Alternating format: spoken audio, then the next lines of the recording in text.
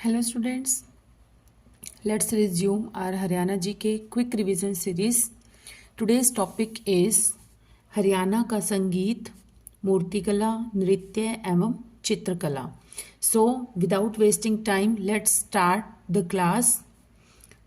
हरियाणा में पनघट से संबंधित गीतों में किस रस की प्रधानता रहती है? तो यह रहती है श्रृंगार रस की प्रधानता. हरियाणा में पनघट से संबंधित गीतों में श्रृंगार रस की प्रधानता होती है. श्रृंगार रस में रति भाव होता है. विवाह में नीम भराई किस अवसर पर होता है? तो यह होता है जब दीवार पर दूल्हे के, दीवार नहीं द्वार आएगा, द्वार मतलब दरवाजे पर, जब दूल्हे के आगमन के समय, जब दूल्हा जो है मतलब बारात जो है दुल्हन लेकर वापस आ जाती है, तब क्या होता है, नीम भराई की रस्म की जाती है जब दूल्हा जो है वो द्वार पर मतलब दरवाजे पर खड़ा होता है. आगमन, विवाह में नीम भराई की रस्म दूल्हे के द्वार के आगमन के समय की जाती है. इसमें दूल्हा चौकी पर खड़ा होकर नीम की डाली को तोरण से छुआता है और इस अवसर पर घर की औरतें तोरण और ढुकाव के गीत गाती हैं. नेक्स्ट इज, निम्नलिखित किस नृत्य विद्या का प्रदर्शन पुरुषों और महिलाओं दोनों द्वारा किया जाता है? तो यह है झूमर नृत्य. झूमर नृत्य विद्या का प्रदर्शन पुरुषों और महिलाओं दोनों के द्वारा किया जाता है. यह प्रदेश का एक प्रसिद्ध नृत्य है. मंजीरा लोक नृत्य में निम्नलिखित कौन सा उपकरण बजाया जाता है? तो यह बजाया जाता है नगाड़ा, डफली और मंजीरा. ये तीनों ही जो यंत्र हैं, उपकरण हैं, ये बजाए जाते हैं. मंजीरा नृत्य एक प्रसिद्ध नृत्य है जो कि मेवात का प्रसिद्ध नृत्य है. ये मेवात में होता है मंजीरा नृत्य. बड़े बड़े नगाड़ा और मंजीरा के साथ होता है. मंजीरा भजन में प्रयुक्त होने वाला एक महत्वपूर्ण वाद्य है. इसका प्रयोग मुख्य रूप से भक्ति एवं धार्मिक संगीत में ताल एवं लय देने के लिए ढोलक तथा हारमोनियम के साथ होता है. नेक्स्ट इज, हरियाणा की धमाल नृत्य विद्या का प्रदर्शन किन जिलों में किया जाता है? तो यह किया जाता है झज्जर और महेंद्रगढ़. धमाल कहाँ पर होता है? झज्जर और महेंद्रगढ़. धमाल जो है ये सबसे पुराना नृत्य भी जाना जाता है. महाभारत काल से चला आ रहा है धमाल नृत्य, तो यह सबसे पुराना नृत्य भी है. हरियाणा की धमाल विद्या का प्रदर्शन झज्जर तथा महेंद्रगढ़ जिलों में होता है. यह नृत्य पुरुष व महिला दोनों के द्वारा किया जाता है और यह हरियाणा का प्रसिद्ध नृत्य है. झूमर नृत्य भी हमने पढ़ा, पुरुष और महिलाओं दोनों के द्वारा होता है, और धमाल नृत्य भी पुरुष और महिलाओं दोनों के द्वारा किया जाता है. नेक्स्ट इज, बाबुल देश जाइयो परदेश जाइयो गोरी का वर्तू ढूंढियो. तो इस किस अवसर पर महिलाएं इस प्रकार के लोकगीत गाती हैं? तो यह गाती हैं विवाह के अवसर पर. बाबुल देश जाइयो परदेश जाइयो गोरी का वर्तू ढूंढियो, यह गीत विवाह के अवसर पर गाया जाता है और यह हरियाणवी लोकगीत है. नेक्स्ट इज, हरियाणा में परंपरागत सिर पर पहनी जाने वाली पगड़ी को क्या कहा जाता है? तो यह कहा जाता है खंडवा. हरियाणा में परंपरागत सिर पर पहनी जाने वाली पगड़ी को खंडवा कहते हैं. पगड़ी सिर पर बांधा जाने वाला एक परिधान या पहनावा होता है. सिंधारा भी बोलते हैं इसे. उपहार जो है बेटी या बहन को किस अवसर पर दिया जाता है? तो यह हमें पता है कौन से अवसर पर? तीज के अवसर पर दिया जाता है. तीज के त्योहार पर उपहार के रूप में बहन या बेटी को सिंधारा दिया जाता है.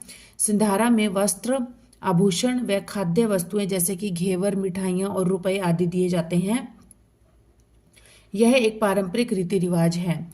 नेक्स्ट इज, कुर्ला आभूषण महिलाएं किस अंग में पहनती हैं? तो ये पहनती हैं बाजू में.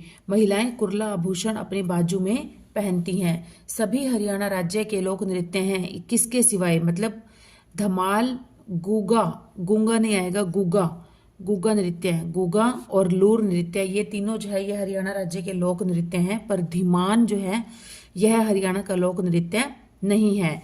धमाल नृत्य पुरुषों के द्वारा किया जाता है और धमाल पुरुषों और महिलाओं दोनों के द्वारा किया जा सकता है. और लूर नृत्य जो है, लूर नृत्य होली से कुछ दिन पहले केवल महिलाओं द्वारा किया जाता है और लूर का जो शाब्दिक अर्थ होता है वह भी लड़की होता है. निम्न में से कौन सा आभूषण हरियाणा राज्य में गले में पहनने में नहीं आता है, गले में नहीं पहना जाता। तो हसला, हसला या हसली ये पहने जाते हैं गले में। गलश्री ये तो क्लियर ही हो रहा है, गलश्री तो गले में पहना जाता है। बटन ये भी गले में पहना जाता है, लेकिन जो फूल है यह गले में नहीं पहना जाता। फूल जो है इस आभूषण को सिर के ऊपर बांध लिया जाता है। Next is बुजनी। बुजनी आभूषण धारण किया जाता है कहाँ पर? तो ये किया जाता है कानों में। बुजनी आभूषण कानों में धारण किया जाता है और इसे औरतें ही पहनती हैं, क्योंकि कुछ पुरुष जैसे वो भी मुर्की, मुर्की होती है, मुर्की उसे पुरुष भी पहनते हैं, इसलिए स्पेशली दिया गया है कि औरतें पहनती हैं। होली से 15 दिन पहले कौन सा नृत्य किया जाता है? तो होली से 15 दिन पहले किया जाता है फाग नृत्य। हर फागुन के महीने में फाग नृत्य किया जाता है। यह होली से 15 दिन पहले शुरू किया जाता है। इस नृत्य को महिला व पुरुष दोनों कर सकते हैं और मुख्यतः महिलाएं ही करती हैं। इस प्रदर्शन के दौरान पुरुष रंगीन पगड़ी तथा महिलाएं रंगीन पारंपरिक कपड़े पहनती हैं। नेक्स्ट इज स्त्रियां मोहन माला। मोहन माला आभूषण किस अंग में पहनती हैं? तो मोहन माला, माला है तो ऑब्वियस बात है कहाँ पर पहनी जाती है? गले में। स्त्रियां मोहन माला आभूषण गले में पहनती हैं। इसके अतिरिक्त हार, बटन, हसला, हसली, गलश्री, गुलबंद, झालरा, माला आदि आभूषण भी स्त्रियां गले में पहनती हैं। स्टूडेंट्स, आप आजकल आप लोग सपोर्ट नहीं कर रहे हैं, मेरे चैनल को कम कर रहे हैं, सो प्लीज़ चैनल को ज़्यादा से ज़्यादा सपोर्ट करें, ज़्यादा से ज़्यादा वीडियोस को शेयर करें अपने फ्रेंड्स के साथ, क्योंकि इस समय बहुत पीक टाइम है। बहुत लोग, बहुत से स्टूडेंट्स हैं, बहुत से एस्पिरेंट्स हैं जो कि सीईटी की, एचटेट की प्रिपरेशन कर रहे हैं। So please support this channel and जितना ज़्यादा आप सपोर्ट करते हैं उतना ज़्यादा मुझे मोटिवेशन मिलता है। मैं हैंडमेड नोट्स भी, हैंड रिटन नोट्स भी प्रिपेयर कर रही हूँ जिससे कि मैं आप सबकी हेल्प कर सकूँ। तो प्लीज़ ज़्यादा से ज़्यादा मोटिवेट कीजिए, क्योंकि बड़े बड़े चैनल्स को तो सभी सपोर्ट करते ही हैं, लेकिन जो न्यू चैनल्स होते हैं उनको भी अगर आप सपोर्ट करेंगे तो उनको भी कहीं ना कहीं एक पॉजिटिव मोटिवेशन मिलता है कुछ और भी अच्छा और बेहतर करने के लिए। So come to the point, RC आभूषण किस अंग में पहना जाता है? तो यह पहना जाता है हाथ में। आपने एक मुहावरा भी सुना होगा, हाथ कंगन को आरसी क्या, हाथ कंगन को आरसी क्या। तो यहाँ पर क्लियर हो जाता है कि कंगन आरसी, आरसी कहाँ पहना जाता है? हाथ में पहना जाता है। आरसी आभूषण हाथ में पहने जाने वाला आभूषण है। इसके अतिरिक्त कंडुल्ला, अंगूठी, हथफूल, पछैली, पोहाची, छन, टाड छन, कंगना, टाडिया, बाजू आदि सभी आभूषण हाथ में पहने जाते हैं। स्टूडेंट्स, इस वीडियो को, इस टॉपिक को अगर आप 2-3 बार देखेंगे, सुनेंगे तो आपको अच्छे से लर्न हो जाएगा। ऐसा कुछ ज़्यादा डिफिकल्ट वाला टॉपिक नहीं है ये, और इसमें से पक्का क्वेश्चन बनता ही बनता है। आभूषण में से, संगीत नृत्य में से जरूर पूछा जाता है क्वेश्चन। स्त्रियों द्वारा पैर में पहना जाने वाला आभूषण कौन सा है? तो यह है झांझर, है ना। झांझर आभूषण स्त्रियां पैरों में पहनती हैं। छैल, कड़े, नेवरी, छंद, गौर, पजेब, घुंघरू, रमझोल आदि आभूषण भी पैर में पहने जाते हैं। लौंग किस अंग में पहना जाता है? झांझर वर्ड जो है ये तो बहुत से पंजाबी सॉन्ग्स में भी आपने सुना होगा, झांझर। और लौंग, लौंग कहाँ पहना जाता है? नाक में। निगाह मारदा आई ओए मेरा लौंग गवाचा, ठीक है। तो लौंग गवाचा, लौंग कहाँ पर पहना जाता है? नाक में। लौंग नाक में पहना जाने वाला आभूषण है। इसके अतिरिक्त नाक में पुरली, नथ, कोका आदि आभूषण पहने जाते हैं। निम्नलिखित में से फूल आभूषण कहाँ पहना जाता है? तो हमने अभी पढ़ा था, फूल आभूषण कहाँ पहना जाता है? सिर पर। इसे सिर पर बांध लिया जाता है। सिर पे पहने जाने वाले आभूषण और कौन से हैं? श्रृंगार है, फूल है, बेसर है, माथे पर टीका। माथे पर, ये माथे पर है और ये सिर पर है। डिफरेंस है स्टूडेंट्स, क्योंकि पूछ लिया जाता है इस तरह से भी ना, डिफरेंस करके। माथे पर लगाया जाता है टीका, माथे पर छाज या छज्जा, जिसको हम छज्जा भी माथे पर होता है, तो माथे पर छाज। माथे पर बोरला, बोरला भी आपने देखा होगा। माथे के बीच में होता है आदि। कान में कौन सा आभूषण पहना जाता है? कान में पहना जाता है डंडे। तो यहाँ पर तागड़ी है, हसला है, गुच्छा है। तागड़ी पहनी जाती है कमर पर, गुच्छा भी कमर पर। हसला और हसली जो है ये गले में पहना जाता है। तो डंडे, डंडे रह गया, डंडे कहाँ पर पहना जाता है?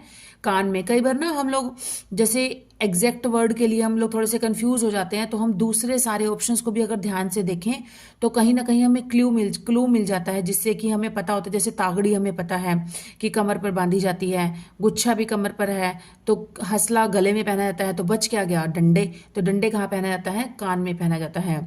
इसके अतिरिक्त कान में पहनी जाती है बुजली, कहीं पर बुजली लिखा होता है, कहीं पर बुजनी लिखा होता है, तो एक ही है ये।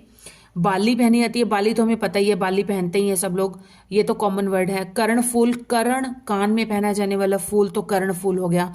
झुमका भी हमें पता है, झुमका गिरा रे बरेली के बाजार में, है ना, तो झुमका भी पहना जाता है कान में। अगोनिया, चलनी आदि एक दो वर्ड होते हैं जो थोड़े से डिफरेंट होते हैं, जो कि चलन में नहीं है, जो कि मतलब ज़्यादातर हम अपनी आम बोलचाल की भाषा में यूज़ नहीं करते हैं। मुर्की, मुर्की अभी मैंने आपको बताया था, मुर्की एक ऐसा आभूषण है जो कि पुरुष लोग सिंपल एक गोल्ड की तार सी होती है मोटी सी, जो कि ऐसे ही कान में पहनी जाती है। मुर्की पुरुष कान में पहनते हैं। निम्न में से कौन सा कमर का आभूषण है, तो देखिए कमरबंद, पुरली, फल, फल नहीं आएगा, फूल आना चाहिए, पाजेब। कमरबंद पहना जाता है आभूषण के साथ साथ, कमरबंद, कमरबंद, तो ये अब नाम से क्लियर हो रहा है कि कमर पे पहना जाता है। इसके साथ साथ गुच्छा, तागड़ी, ये आभूषण भी कमर पर पहने जाते हैं।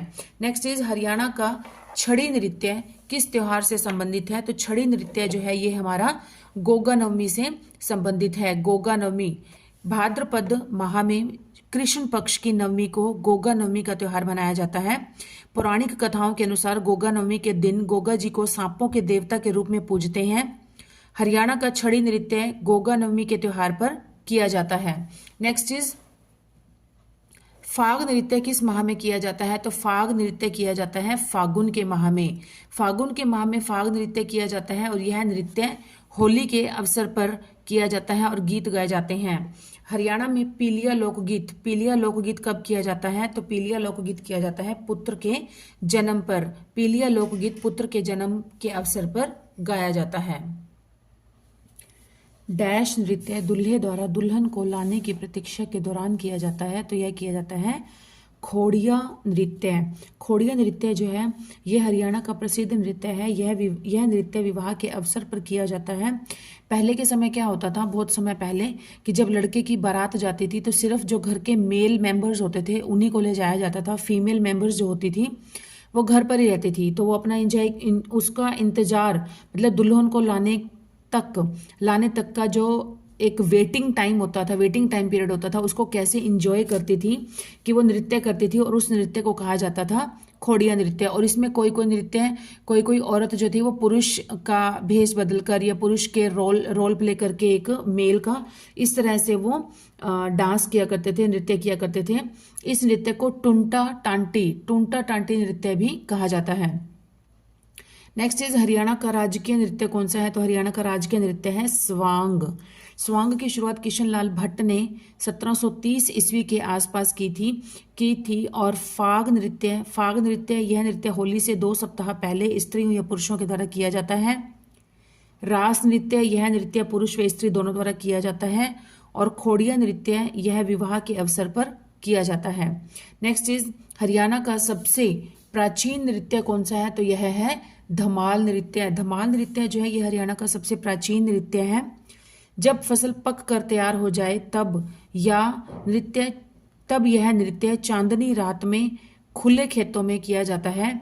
और हरियाणा में यह झज्जर में, महेंद्रगढ़ में सबसे अधिक किया जाता है। रास नृत्य यह पलवल तथा फरीदाबाद में पुरुष और स्त्री दोनों के द्वारा किया जाता है। यह नृत्य 2 प्रकार का होता है।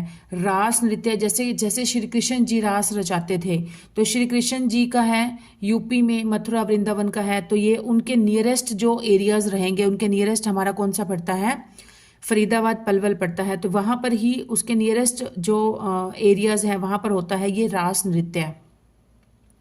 क्योंकि जो भी हमारा पड़ोस में जो भी चीज़ हमारे हो रही होती है, जैसे नृत्य हो रहा है या जो फसलें हो रही हैं या जिस तरह की मिट्टी होती है, पड़ोस का जिस तरह का हमारा एटमॉस्फेयर होगा तो ऑब्वियस बात है उसका इफेक्ट तो कुछ ना कुछ पड़ता ही है। तो इस तरीके से आप थोड़ा सा अगर नहीं भी आता तो आइडिया लगा सकते हैं कि जैसे पलवल और फरीदाबाद जो है ये मथुरा वृंदावन के आसपास पड़ते हैं।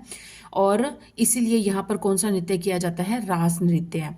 नेक्स्ट इज तीज नृत्य है, यह सावन महीने में स्त्रियों के द्वारा किया जाता है। फाग नृत्य है, यह फागुन के महीने में होली से एक महीना पहले 15 दिन पहले होता है, वैसे फाग नृत्य 15 दिन पहले शुरू कर दिया जाता है। नेक्स्ट इज पुरुष प्रधान नृत्य कौन सा है, तो यह है घोड़ी नृत्य। घोड़ी नृत्य जो है यह पुरुष प्रधान नृत्य है, यह विवाह के अवसर पर केवल पुरुषों के द्वारा किया जाता है, केवल पुरुषों के द्वारा किया जाता है। नेक्स्ट है सुहाग नृत्य। तो सुहाग नृत्य, सुहाग किसका सुहाग होता है, एक महिला का, विवाहित महिला का सुहाग होता है, तो ऑब्वियस बात है ये महिलाओं के द्वारा किया जाता है। यह विवाह के अवसर पर केवल महिलाओं के द्वारा किया जाता है। छठे नृत्य, यह बच्चे के जन्म के छठे दिन किया जाता है। खोड़िया नृत्य, यह लड़के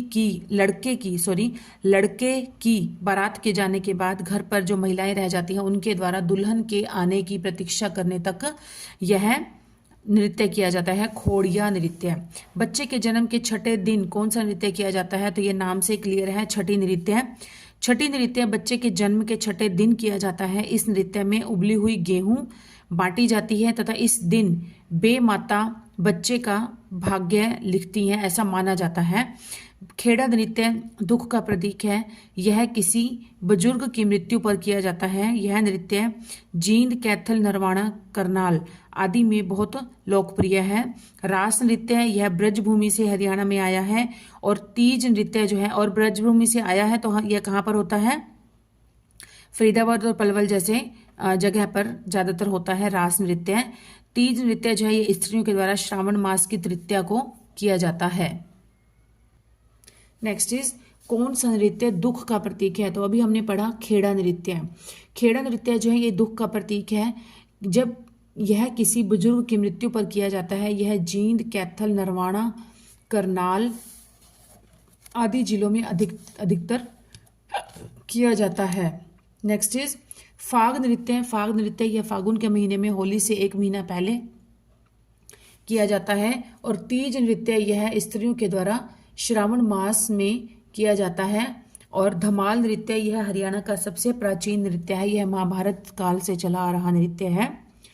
कौन सा नृत्य ब्रजभूमि से हरियाणा में आया, तो अभी हमने डिस्कस किया इस पे, रास नृत्य है। रास नृत्य ब्रजभूमि से हरियाणा में आया है। यह महिलाओं तथा पुरुषों दोनों के द्वारा किया जाता है। और यह दो प्रकार का नृत्य होता है, एक होता है तांडव नृत्य पुरुष प्रधान तथा लास्य नृत्य जो होता है ये स्त्री प्रधान होता है। और यह फरीदाबाद जिले में मुख्य रूप से किया जाता है। खेड़ा नृत्य यह बुजुर्ग की मृत्यु पर किया जाता है। खोड़िया नृत्य यह विवाह के अवसर पर किया जाता है, जब लड़के की बारात चली जाती है तो उसके बाद जो औरतें घर में रह जाती हैं वो दुल्हन के आगमन तक, दुल्हन को लेके आने तक इंतजार करने में खोड़िया नृत्य होता है। तीज नृत्य श्रावण के मास में महिलाओं के द्वारा किया जाता है। नेक्स्ट इज कौन सा नृत्य भगवान शिव और पार्वती से संबंधित है, तो यह है गण गौर नृत्य। गण प्लस गौर शब्द बना है, गण और गौर। गण का अर्थ होता है शिवजी, भगवान शिवजी, और गौर का अर्थ होता है माँ गौरा। पार्वती को गौरा के नाम से भी जानते हैं। तो ये गण गौर नृत्य जो है भगवान शिव और पार्वती से संबंधित है और यह राजस्थान के पास वाले क्षेत्रों में अधिक लोकप्रिय है। पीलिया नृत्य यह किया जाता है पुत्र रतन, जब घर में एक बेटा होता है उस जन्म के प्राप्ति पर किया जाता है नृत्य। और घोड़ी नृत्य यह किया जाता है पुरुषों के द्वारा विवाह के अवसर पर किया जाता है, केवल पुरुषों के द्वारा किया जाता है घोड़ी नृत्य। नेक्स्ट इज सावन के महीने में महिलाओं के द्वारा कौन सा नृत्य किया जाता है, तो सावन के महीने में किया जाता है तीज नृत्य। तीज नृत्य सावन के महीने में महिलाओं के द्वारा किया जाता है। यह नृत्य वर्षा के आगमन पर भी किया जाता है। इस दिन लड़की के ससुराल में मायके वालों की तरफ से कोथली भेजी जाती है, कोथली। नेक्स्ट इज बसंत ऋतु के आगमन पर कौन सा नृत्य किया जाता है, तो बसंत ऋतु के आगमन पर नृत्य किया जाता है डफ नृत्य। डफ नृत्य बसंत ऋतु के आगमन पर किया जाता है। इसमें श्रृंगार तथा वीर रस प्रधान है, लेकिन ढोल नृत्य के नाम से इसे जाना जाता है। ढोल नृत्य के नाम से जाना जाता है। यह पहली बार गणतंत्र दिवस पर 1969 में प्रस्तुत किया गया था। गुग्गा नृत्य में जो भक्त होते हैं जो इनके, वो खुद को जंजीरों से पीटते हैं और यह नृत्य गुग्गा पीर जिसे जहारवीर भी कहा जाता है, उनकी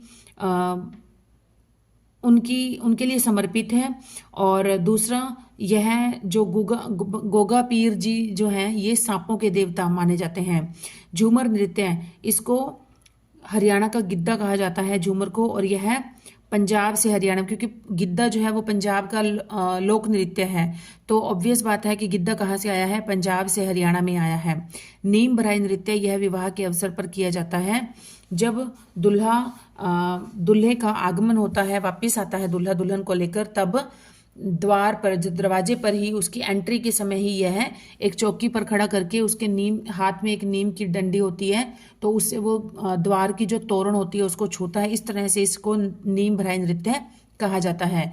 नेक्स्ट इज 1730 ईस्वी में कौन से नृत्य की शुरुआत की गई थी, तो यह की गई थी सांग नृत्य। और किसने की थी, किशन लाल भट्ट जी ने। 1730 ईस्वी में सांग नृत्य की शुरुआत की गई थी। यह नृत्य खुले मंच व लकड़ी के खुले तख्त पर किया जाता है। किशन लाल भट्ट हरियाणा के प्रसिद्ध सांगी हैं। इन्होंने ही सांग की शुरुआत की थी। इसका संबंध मेरठ से था। इनका प्रसिद्ध सांग था राजा भोज। और नेक्स्ट है रतवाई नृत्य। रतवाई नृत्य यह महिला और पुरुष दोनों के द्वारा किया जाता है और यह मेवात का प्रसिद्ध नृत्य है। घूमर नृत्य, घूमर नृत्य जो है यह विवाह के अवसर पर किया जाता है। नेक्स्ट इज 1970 में गणतंत्र दिवस पर पहली बार कौन सा नृत्य प्रस्तुत किया गया था, तो यह किया गया था लूर नृत्य।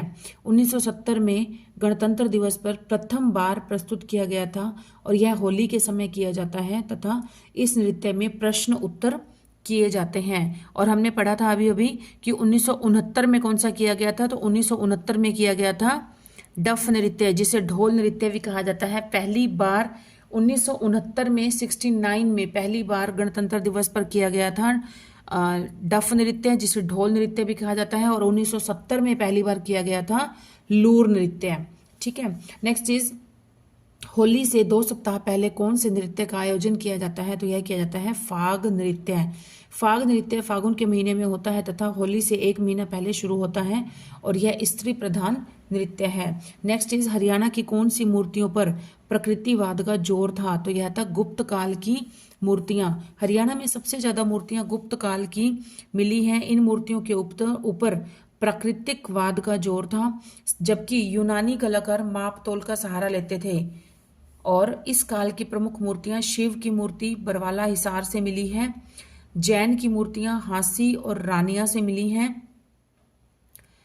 प्रतिहारों के काल की मूर्तियां, इनके अवशेष पूरे हरियाणा में मिले थे। और शुंग कुषाण काल की मूर्तियां लाल पत्थर से बनी हैं। फिर से देखिए क्वेश्चन, हरियाणा में सबसे ज्यादा मूर्तियां हैं गुप्त काल की मिली हैं और इन मूर्तियों के ऊपर प्रकृतिवाद का जोर था, जबकि यूनानी कलाकार जो थे वो माप तोल का सहारा लेते थे। इस काल की प्रमुख मूर्तियां जो थी वो शिव की मूर्ति बरवाला हिसार से मिली है। जैन की मूर्तियां मिली हैं कहाँ से, हांसी और रानिया से।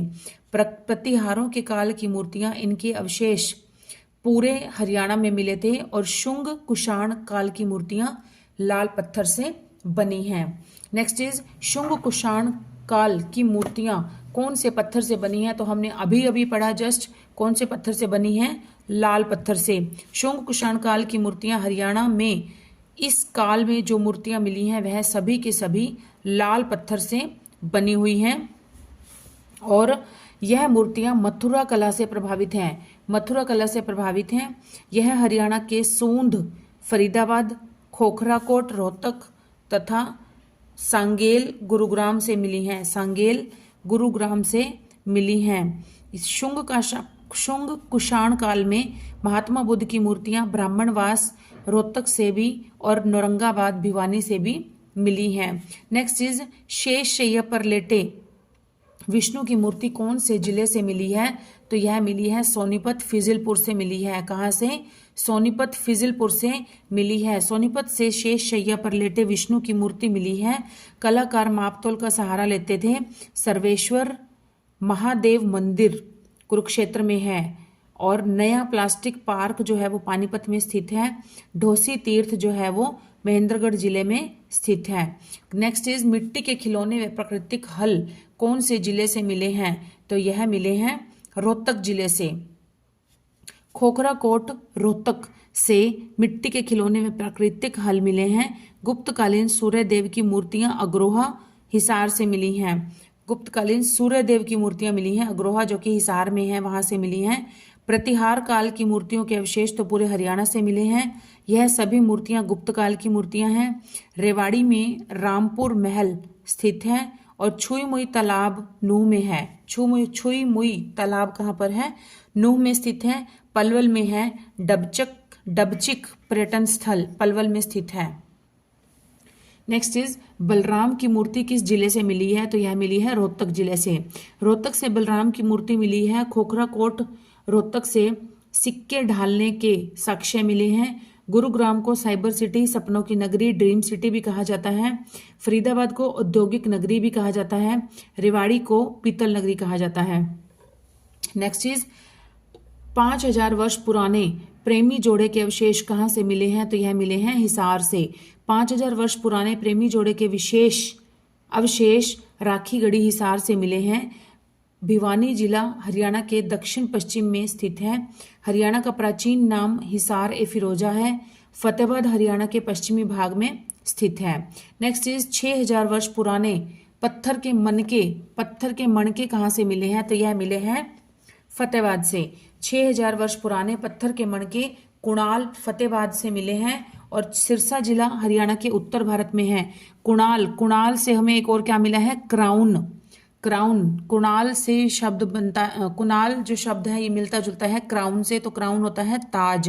तो ताज भी हमें कहाँ से मिला है? कुणाल फतेहाबाद से मिला है खुदाई के दौरान। सिरसा जिला हरियाणा के उत्तर भारत में स्थित है। फतेहाबाद हरियाणा के पश्चिमी भाग में स्थित है। गुप्तकालीन सूर्य देव की मूर्ति अग्रोहा हिसार से मिली है। और हरियाणा के सबसे प्राचीन मूर्तियां कौन सी हैं? तो यह है यक्षिणी की मूर्ति जो है ये सबसे पुरानी है। और कहाँ से मिली है ये? जो कि हथीन पलवल में है, भदास मेवात में तथा फरीदाबाद से मिली हैं। और यह मूर्तियां लाल पत्थर की बनी हुई हैं। यह मूर्तियां अपने आराधकों की रक्षा करती हैं। नेक्स्ट इज हरियाणा में दूसरी सदी की सूर्य स्तंभ पर बनी मूर्तियां कहाँ से मिली हैं? दूसरी सदी की, तो यह मिली है कुरुक्षेत्र से। हरियाणा में दूसरी सदी की सूर्य स्थान पर बनी मूर्तियां अमीन गांव कुरुक्षेत्र से मिली हैं। कुरुक्षेत्र हरियाणा के उत्तरी भाग में स्थित है। इसकी स्थापना 23 जनवरी 1973 को हुई थी। और यमुनानगर हरियाणा के उत्तर पूर्व में स्थित है। इसकी स्थापना 1 नवंबर 1989 में हुई थी। करनाल जिले को धान का कटोरा भी कहा जाता है। और अंबाला शहर की उत्पत्ति महाभारत की अंबालिका नाम से हुई है। नेक्स्ट इज ओम प्रकाश चौटाला द्वारा किस हर्बल पार्क का उद्घाटन किया गया था? तो यह किया गया था चौधरी देवीलाल प्राकृतिक पार्क, जो कि कहाँ पर है? जो कि है यमुनानगर में। ओम प्रकाश चौटाला ने चौधरी देवीलाल प्राकृतिक हर्बल पार्क का उद्घाटन किया। यह पार्क चूहड़पुर यमुनानगर में स्थित है। चूहड़पुर गांव में, यमुनानगर के चूहड़पुर गांव में स्थित है यह। और यह हरियाणा का प्रथम हर्बल पार्क है। इस हर्बल पार्क को रुद्राक्ष वाटिका भी कहा जाता है। नीम वाटिका रोहतक के गोपालपुर गांव में स्थित है। और अमलवास वाटिका सोनीपत में स्थित है। और आंवला वाटिका सोहना में स्थित है। नेक्स्ट इज पंचकुला में कौन सी वाटिका स्थित है? तो यह है कपूर वाटिका, पिपली हर्बल पार्क, टिक्कर ताल। ये सारे के सारे जो हैं ये पंचकुला में स्थित हैं। कपूर वाटिका, पिपली हर्बल पार्क, टिक्कर ताल, ये तीनों ही वाटिका पंचकुला जिले में स्थित हैं। नेक्स्ट इज अंबाला जिले में कौन सा हर्बल पार्क स्थित है?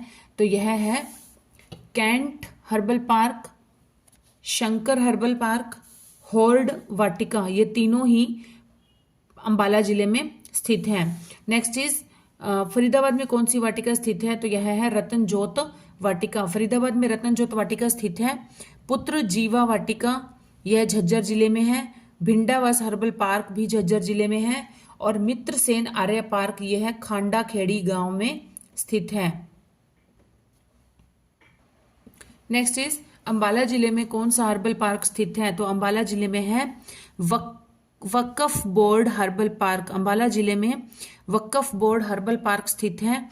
अर्जुन वाटिका कुरुक्षेत्र में है और अशोक वाटिका करनाल जिले के घरोंडा क्षेत्र में स्थित है। जामुन वाटिका हर्बल पार्क कैथल के सीवन गांव में स्थित है। नेक्स्ट इज रतन ज्योत वाटिका कहाँ पर है, तो अभी अभी हमने पढ़ा जस्ट कि फरीदाबाद में है। रतन ज्योत वाटिका फरीदाबाद जिले में स्थित है। झज्जर में है पुत्र जीवा वाटिका, पानीपत में है बिलवा वाटिका स्थित है। हिसार जिले में है सिंगड़ हर्बल पार्क स्थित है। नेक्स्ट है मुलट्ठी वाटिका कहाँ पर स्थित है, तो यह है गिलाखेड़ा गांव फतेहाबाद में स्थित है। सिरसा में है बहेड़ा वाटिका स्थित है और रेवाड़ी में है इंदिरा राजीव तथा महात्मा गांधी वाटिका स्थित है रेवाड़ी में। खांडाखेड़ी गांव में है मित्रसेन आर्य पार्क, खांडाखेड़ी गांव में है मित्रसेन आर्य पार्क खांडाखेड़ी गांव में स्थित है। नेक्स्ट इज विवाह के अवसर पर कौन सा नृत्य मुख्यतः किया जाता है, तो इनमें से किया जाता है घोड़ी नृत्य। विवाह के अवसर पर किए जाने वाला मुख्यतः नृत्य जो है वो घोड़ी नृत्य है। इसे पुरुष प्रधान नृत्य भी कहते हैं। यह नृत्य राजस्थान का भी लोक नृत्य है और इस नृत्य में गत्ते और रंगीन कागज से बनाए हुए घोड़े का मुखौटा प्रयोग किया जाता है। नेक्स्ट इज सांग और रागनियों में प्रयोग किस वाद्य यंत्र का किया जाता है, तो यह किया जाता है हारमोनियम का प्रयोग किया जाता है। सांग और रागनियां जब गाई जाती हैं तब हारमोनियम का स्पेशली प्रयोग किया जाता है। और मुख्यतः वाद्य यंत्र होता है, इसका प्रमुख वाद्य यंत्र जो होता है वो तो होता है इकतारा, जो कि ऑप्शंस में नहीं है। हारमोनियम एक संगीत वाद्य यंत्र है जिसमें विभिन्न प्रकार के चपटी स्वर को दबाने से अलग अलग प्रकार की ध्वनियां निकलती हैं।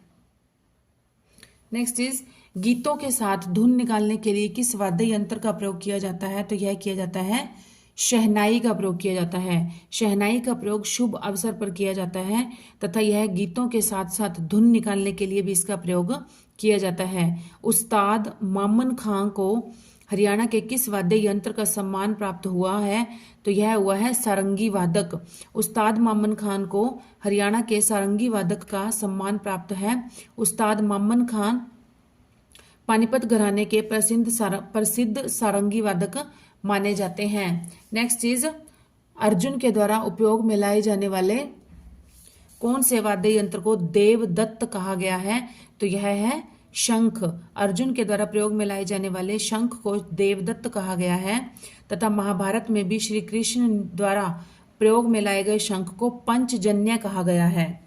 पंचजन्य कहा गया है जो शंख महाभारत के समय में श्री कृष्ण जी के द्वारा यूज किया गया था, प्रयोग किया गया था, और जो अर्जुन जी के द्वारा प्रयोग किया गया था उस शंख को कहा गया है देवदत्त। नेक्स्ट इज डमरू का बड़ा रूप कौन सा वाद्य यंत्र होता है, तो डमरू का बड़ा रूप होता है डेरू। डमरू का बड़ा रूप होता है डेरू। यह एक वाद्य यंत्र है। डमरू को अन्य नाम से भी पुकारा जाता है। डमरू को बहुत छोटा ढोल भी कहा जाता है। नेक्स्ट इज बहुत छोटा ढोल कौन से वाद्य यंत्र का रूप है, तो अभी अभी हमने पढ़ा किसका रूप है, डमरू का रूप है। डमरू बहुत ही छोटे ढोल का ही एक रूप है। बहुत छोटा ढोल भगवान शिव का भी प्रतीक होता है और डेरू जो होता है वो डमरू का ही बड़ा रूप होता है। नेक्स्ट इज सपेरों के द्वारा प्रयोग किए जाने वाले वाद्य यंत्र को क्या कहते हैं, तो ये हमें पता है, किसी क्या कहते हैं, बीन कहते हैं। सपेरा क्या बजाता है, बीन बजाता है। सपेरों के द्वारा प्रयोग में लाए जाने वाले वाद्य यंत्र को बीन कहते हैं। बीन एक वाद्य यंत्र है जो कि सांप को पकड़ने के लिए सपेरों के द्वारा प्रयोग में लाया जाता है। नेक्स्ट इज बाबा काशीनाथ को किस वाद्य यंत्र का वादक कहा जाता है, तो यह कहा जाता है शहनाई। बाबा काशीनाथ को शहनाई वाद्य यंत्र का वादक माना जाता है। बाबा काशीनाथ झोरनाली गांव सिरसा के रहने वाले थे। एक सिरे पर बड़ा तुम्बा और उसमें लगी हुई बांस की लकड़ी का किस वाद्य यंत्र में प्रयोग किया जाता है, तो यह किया जाता है इकतारा।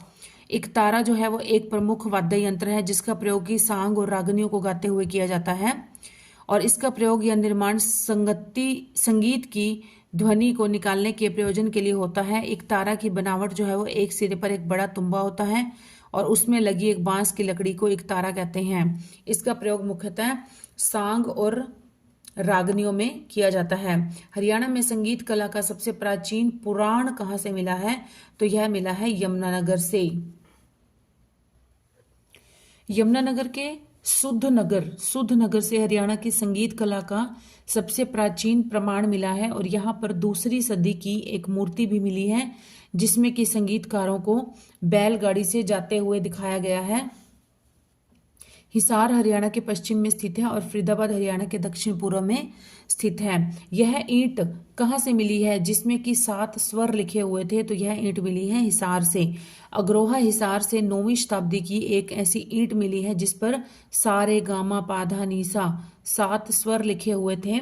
9वीं शताब्दी में शास्त्रीय संगीत प्रचलित था और यहाँ से प्राप्त मृद भांड पर भी कुछ स्वर अंकित थे और इस समय आम लोगों को संगीत के बारे में भी जानकारी थी, तभी तो मृद भांड पर लिखे हुए थे स्वर। मध्यकाल के प्रसिद्ध संगीतज्ञ कौन थे? तो यह थे सूरदास। सूरदास मध्यकाल के प्रसिद्ध संगीतज्ञ हैं। इनका जन्म 1478 ईस्वी में सीही गांव फरीदाबाद में हुआ था और यह अकबर के समकालीन थे। सूरदास वल्लभाचार्य ने सूरदास को मथुरा के श्रीनाथ मंदिर का प्रधान बनाया था जहां पर उन्होंने श्री कृष्ण की रचना की शुरुआत की थी। सूरदास हरिदास व वल्लभाचार्य के शिष्य थे। पंडित जसराज का संबंध मेवाती घराने से था और पंडित जसराज को स्वर सम्राट की उपाधि भी दी गई थी। नेक्स्ट इज उत्तर मुगल काल के प्रसिद्ध कलाकार या गायक कौन थे? तो उत्तर मुगल काल के थे कल्लन खां। कल्लन खां उत्तर मुगल काल के प्रसिद्ध कलाकार व गायक थे जो कि गुड़ियाणी रेवाड़ी के रहने वाले थे तथा ग्वालियर घराने के प्रसिद्ध ख्याल गायक होद्दू खान के शिष्य थे। होद्दू खान ग्वालियर घराने से संबंध रखते हैं। हाफिज खान कल्लन खां के पुत्र थे और सूरदास के समकालीन थे अकबर। वह प्रसिद्ध ख्याल गायक जिन्होंने मैसूर के बाद इंदौर के दरबार की शोभा बढ़ाई तो यह थे हाफिज खान। और अभी हमने पढ़ा हाफिज खान जो थे वो कल्लन खां के पुत्र थे। हाफिज खान कल्लन खां के पुत्र थे। ये एक प्रसिद्ध ख्याल गायक थे। इन्होंने पहले मैसूर और बाद में इंदौर के दरबार की शोभा बढ़ाई थी। पंडित जसराज बेगम अख्तर के द्वारा प्रेरित होकर उन्होंने शास्त्रीय संगीत को अपनाया था। वल्लभाचार्य इनका जन्म 27 अप्रैल 1479 में हुआ था। नेक्स्ट इज तरसन खान के गुरु कौन थे? तरसन खान के गुरु थे अचपल जो कि दिल्ली घराने से संबंध रखते थे। ये तरसन खान के गुरु थे। अचपल इस काल के तराना चतुर राग सरगम गायक थे। सूरदास हिंदी साहित्य के सूर्य माने जाते हैं। वल्लभाचार्य इन्हें अग्नि का अवतार कहा जाता है वल्लभाचार्य को। और वल्लभाचार्य जो थे वो सूरदास के गुरु थे, मतलब सूरदास वल्लभाचार्य के शिष्य थे। नेक्स्ट इज प्रसिद्ध गजल गायिका कौन थी? तो यह थी जोहराबाई जो कि अंबाला की रहने वाली थी। वह प्रसिद्ध गजल गायिका थी। 1930 और 1940 के दशक में हिंदी सिनेमा में एक भारतीय शास्त्रीय गायिका और पार्श्व गायिका थी, प्लेबैक सिंगर थी। मीराबाई 16वीं शताब्दी की एक कृष्ण भक्त और कवित्री थी। नेक्स्ट इज स्वर सम्राट की उपाधि किसे दी गई थी? तो यह दी गई थी पंडित जसराज को। पंडित जसराज फतेहाबाद के रहने वाले थे। इनका जन्म 28 जनवरी 1930 में हुआ था। पंडित जसराज पीली मंदोरी के प्रसिद्ध शास्त्रीय गायकों में से एक हैं। इन्हें स्वर सम्राट की उपाधि दी गई है और इनकी मृत्यु 17 अगस्त 2020 में हुई थी। वर्तमान में पीली मंदोरी जो गांव है वो फतेहाबाद में स्थित है। नेक्स्ट इज वर्तमान स्वांग शैली की नींव रखने का श्रेय हरियाणा परंपरा किसको देती है? तो यह देती है किशन लाल भट्ट को। सांग जो है, सांग हिंदी शब्द स्वांग का अपभ्रंश है। वर्तमान स्वांग शैली की नींव रखने का श्रेय हरियाणवी परंपरा मेरठ के किशन लाल भट्ट को देती है। स्वांग में किसी प्रसिद्ध रूप की नकल की जाती है जिसमें लोक कथाओं को लोक गीत, संगीत और नृत्य आदि से नाटकीय रूप देकर प्रस्तुत किया जाता है। जो लोग सांग करते हैं उन्हें सांगी कहा जाता है। नेक्स्ट इज हरियाणा राज्य में चित्रकला के सबसे प्राचीन अवशेष कहाँ से मिले हैं? तो यह मिले हैं सीसवाल से। सीसवाल हिसार संस्कृति से हरियाणा की चित्रकला के सबसे प्राचीन अवशेष मिले हैं। इसी काल में मृद भांड तथा काले और सफेद रंग के चित्र बनाए गए। अग्रोहा हिसार जिले का एक गांव है और बनावली जो है वो फतेहाबाद में स्थित एक गांव है। यमुनानगर से सुनील दत्त का संबंध है। नेक्स्ट इज हरियाणा में किताबों में चित्रकला की शुरुआत कब की गई थी? तो हरियाणा की किताबों में चित्रकला की शुरुआत की गई थी 18वीं शताब्दी में। 18वीं शताब्दी में चित्रकला की शुरुआत हरियाणवी किताबों में शुरू हो गई थी। इस चित्रकला में भी श्री कृष्ण एवं उनके कार्यों के बारे में बताया गया है। और 9वीं शताब्दी में शास्त्रीय संगीत जो था वो प्रचलित हो गया था 9वीं शताब्दी में। नेक्स्ट इज हड़प्पा संस्कृति में चित्रित वस्तुएं कहाँ से प्राप्त हुई हैं? तो हड़प्पा संस्कृति में चित्रित वस्तुएं जो है वो प्राप्त हुई हैं बनावली फतेहाबाद से। और हड़प्पा संस्कृति में चित्रित वस्तुएं प्राप्त हुई हैं बनावली फतेहाबाद से, जिस पर कि काले मृद भांड पर टेढ़ी मेढ़ी रेखाओं से चित्र बनाए गए हैं। हिसार क्या है? रेलवे का शिपिंग वार्ड भी स्थित है हिसार में। भिवानी को हरियाणा की छोटी काशी के नाम से जाना जाता है और इसे मंदिरों का घर भी कहा जाता है। भिवानी में 300 से अधिक मंदिर हैं लगभग। सिरसा में सबसे कम वर्षा होती है और सिरसा हरियाणा क्षेत्रफल की दृष्टि से हरियाणा का सबसे बड़ा जिला है और जनघनत्व की दृष्टि से सबसे कम जनघनत्व जो है वो सिरसा का है, 303 व्यक्ति प्रति वर्ग किलोमीटर। राजस्थान की कला एक शाखा मानी जाती थी, तो किसकी शाखा मानी जाती थी? रेवाड़ी की। मतलब रेवाड़ी की कला राजस्थान की शाखा से मानी जाती है। हरियाणा में चित्रकला का सर्वाधिक विकास जो है वो 18वीं शताब्दी के अंत में रेवाड़ी के राव की छत्र छाया में ही हुआ था। रोहतक हरियाणा का पहला आकाशवाणी केंद्र 1976 में रोहतक में बना था। मृद भांड पर किस रंग के चित्र बनाए जाते थे? तो यह बनाए जाते थे सफेद और काले रंग के, ब्लैक एंड व्हाइट बनाए जाते थे। मृद भांड पर ब्लैक एंड व्हाइट कलर के चित्र बनाए गए हैं और मृद भांड पर टेढ़ी मेढ़ी रेखाओं से चित्र बनाए जाते। उस टाइम इतने ज्यादा परफेक्शन नहीं थी, लेकिन जैसे भी था वो उनको लाइनें खींचकर आड़ी टेढ़ी तो चित्र बना दिए गए थे। तो इस तरह के हमें अवशेष प्राप्त हुए हैं। निम्नलिखित में से कौन सा फुलकारी का एक प्रकार नहीं है? चौप, नीलक और तिलपत्र, ये तीनों जो है ये फुलकारी के प्रकार होते हैं, लेकिन जो मूढ़ा है ये फुलकारी का प्रकार नहीं है। फुलकारी एक तरह की कढ़ाई होती है जो कि चुनरी या दुपट्टे पर हाथों से की जाती है। फुलकारी शब्द फूल और कारी से बना है, जिसका मतलब है फूलों की कलाकारी। मूढ़ा फुलकारी का प्रकार नहीं है। फुलकारी के प्रकार होते हैं चौप, नीलक और तिलपत्र। नेक्स्ट इज पीढ़ी से संदर्भित है क्या? मच्छिया किसी विशेष कुल की परंपरा से किसी विशेष व्यक्ति की संतान का कर्मागत स्थान किसी कुल या वंश में किसी विशेष व्यक्ति से आरंभ करके उसे ऊपर या नीचे के पुरुषों का गणना क्रम से निश्चित स्थान जो कहलाता है वो मच्छिया पीढ़ी से संदर्भित है। नेक्स्ट इज हरियाणा में सांग की परंपरा और प्रसिद्ध सांगित्य किया जाता है। तो यह किसके क्या है? सांग।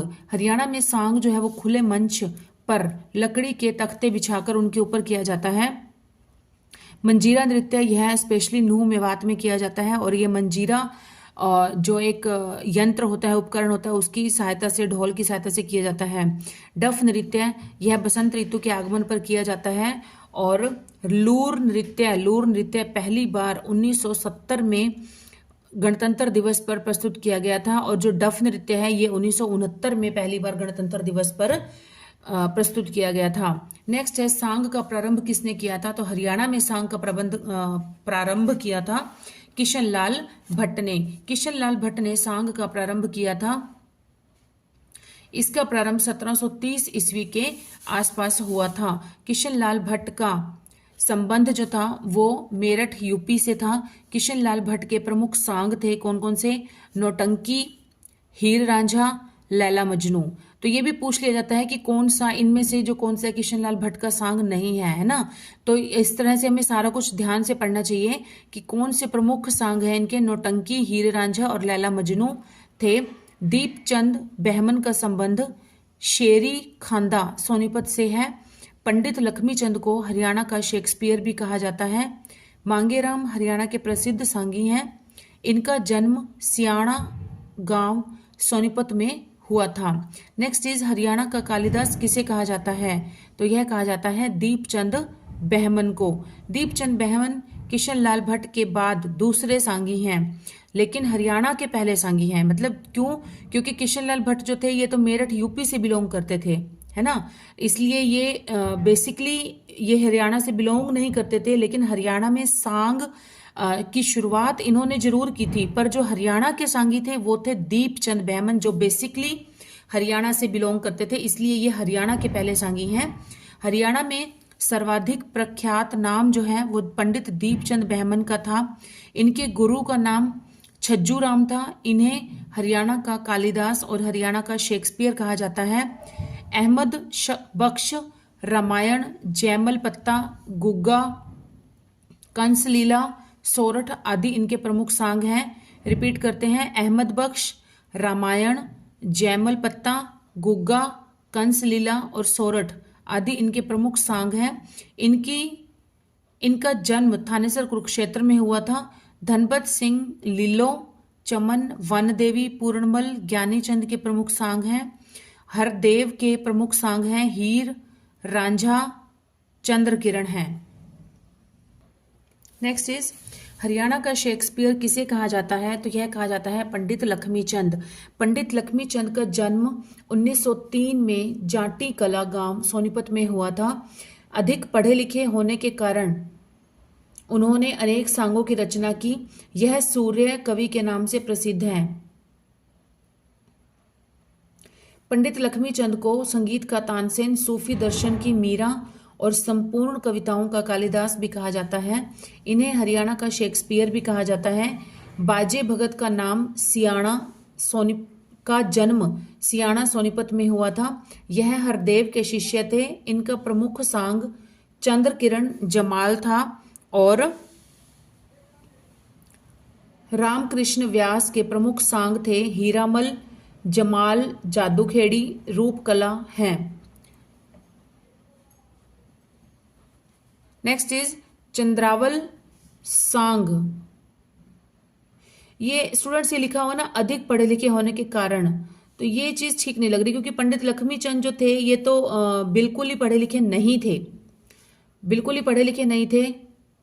ठीक है, नेक्स्ट है चंद्रावल सांग किस प्रसिद्ध सांगी का सांग है? तो यह है अली बख्श का। अली बख्श का सांग है ये। अली बख्श का संबंध रेवाड़ी से है। इनके प्रमुख सांग है नल का बगदाव, नल का छिड़ाव, फिसाना, पद्मावत, कृष्ण लीला, चंद्रावल, निहाल दे, महाराज शिवदान सिंह का 12 मास, गुलाब कवाली आदि, गुलब कवाली आदि, बंसीलाल गुरु, गोगा सांग बंसीलाल का प्रसिद्ध सांग है। धनपत सिंह लीलो चमन सांग इनका प्रमुख सांग है। किस सांगी का प्रथम सफल सांग शीला सेठानी माना जाता है? तो यह है पंडित नेतराम। पंडित नेतराम का प्रथम सफल सांग शीला सेठानी माना जाता है। बंसीलाल का गोपीचंद प्रसिद्ध सांग है। बाजे भगत का प्रमुख सांग है चंद्र किरण जमाल। बालक राम ने सुप्रसिद्ध पूर्णमल वह राजा गोपीचंद से संबंधित सांग प्रस्तुत किए थे। नेक्स्ट इज संगीत का तानसेन किस सांगी को कहा जाता है? तो संगीत का तानसेन कहा जाता है पंडित लक्ष्मीचंद को। पंडित लक्ष्मीचंद को संगीत का तानसेन कहा जाता है। इनके गुरु थे मान सिंह।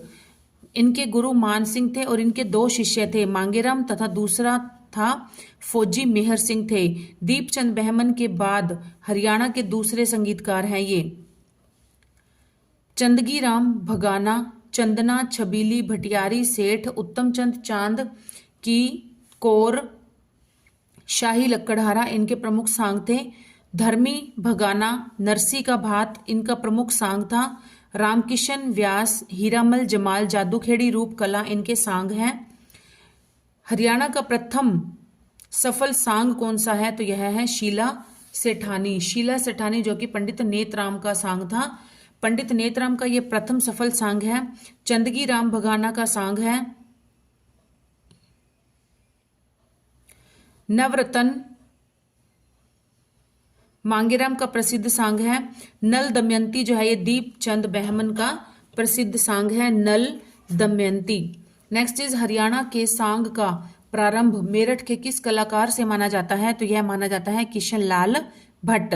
देखिए हरियाणा में सांग का प्रारंभ, सांग की शुरुआत की थी किशन लाल भट्ट ने 1730 में, जो कि यूपी मेरठ के रहने वाले थे।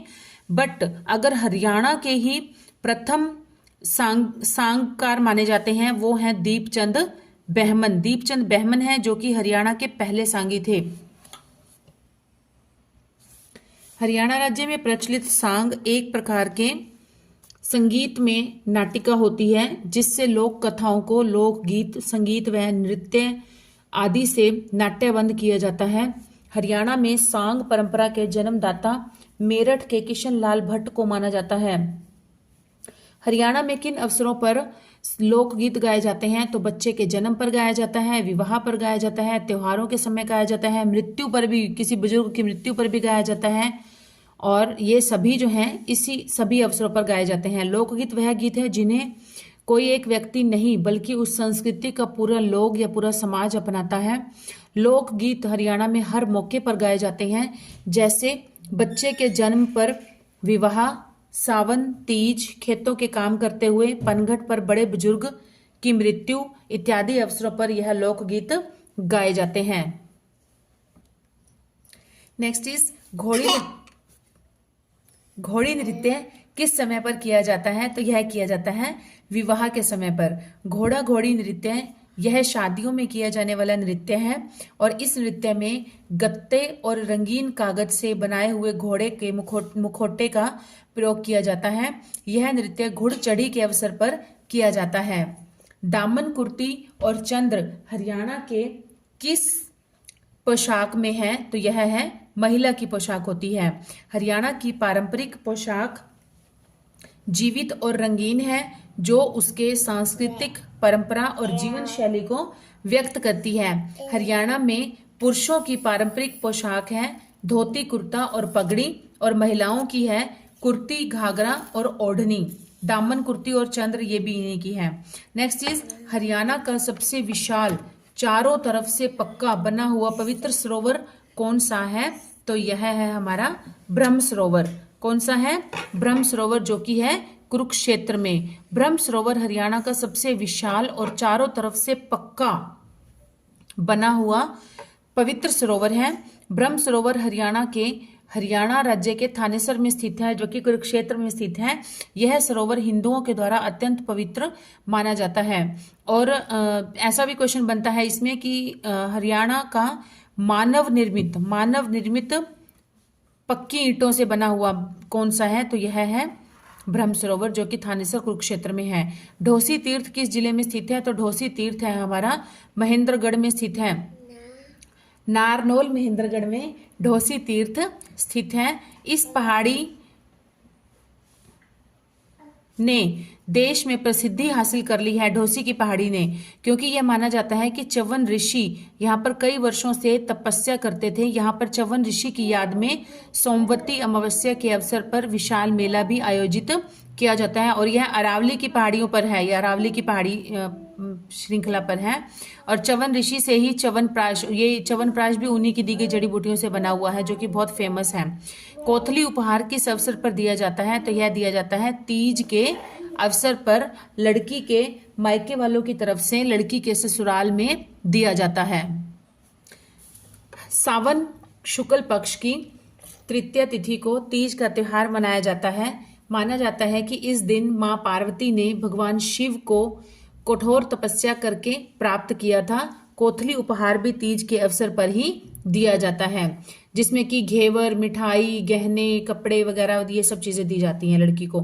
हरियाणा में औरतें सोने से बने हुए गहने पुरली को कहाँ पर पहनती हैं? तो पुरली को पहनती हैं नाक में। हरियाणा में औरतें सोने से बने हुए पुरली नामक गहने को नाक में पहनती हैं। इसके अधिक हरियाणा में औरतों के द्वारा और भी आभूषण नाक में पहने जाते हैं, जैसे कि कोका, पुरली, नथ, कोका और लौंग। लौंग भी कहते हैं, जो लौंग पहना जाता है वो भी नाक में पहना जाता है। कोका तो हमें पता ही है, फेमस है ये। नथ भी पता है। पुरली, पुरली, नथ, कोका, लौंग। इसके अतिरिक्त फूल, हसला, कंगना, देवी आभूषण ये भी स्त्रियों के द्वारा पहने जाते हैं। फूल जो है ये सिर पर बांधा जाता है। हसला हसली कान में पहने जाते हैं। कंगना हाथ में पहना जाता है। ये सब आभूषण भी हैं, हरियाणा में औरतों के द्वारा पहने जाते हैं। राजा हर्षवर्धन ने कौन सा प्रसिद्ध नाटक लिखा था? तो यह लिखा था नागानंद। इनमें से लिखा था नागानंद। राजा हर्षवर्धन के द्वारा 3 प्रसिद्ध नाटकों की रचना की गई थी। तो यह कौन कौन से हैं? रत्नावली, नागानंद और प्रियदर्शिका। रत्नावली, नागानंद और प्रियदर्शिका। इनमें बताया गया है कि गुरु देवता को खुश रखने के लिए, नागों की बलि को रोक देने के लिए जिमुतवाहन राजकुमार के द्वारा अपना शरीर त्याग करने की कहानी है। यह नाटक 5 अंगों में है और यह नाटक संस्कृत के सर्वश्रेष्ठ नाटकों में से एक है। स्टूडेंट्स, हमारा आज का टॉपिक यहीं पर ही कंप्लीट होता है। मैंने आज कंप्लीट टॉपिक एक ही वीडियो में करवा दिया आपको। सो प्लीज़ ज़्यादा से ज़्यादा सपोर्ट करें मेरे चैनल को। मिलते हैं, जल्दी ही मिलते हैं नई वीडियो में नए टॉपिक के साथ। Till then keep studying and keep hard working and please do support this channel. Share, ज़्यादा से ज़्यादा शेयर करें प्लीज़, और इसी से बहुत बड़ा मोटिवेशन मिलता है। Okay students, bye.